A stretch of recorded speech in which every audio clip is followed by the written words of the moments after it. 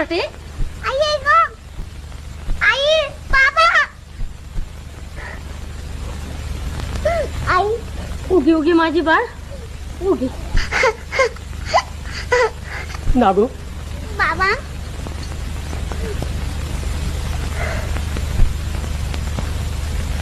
बरं नव्हे हे.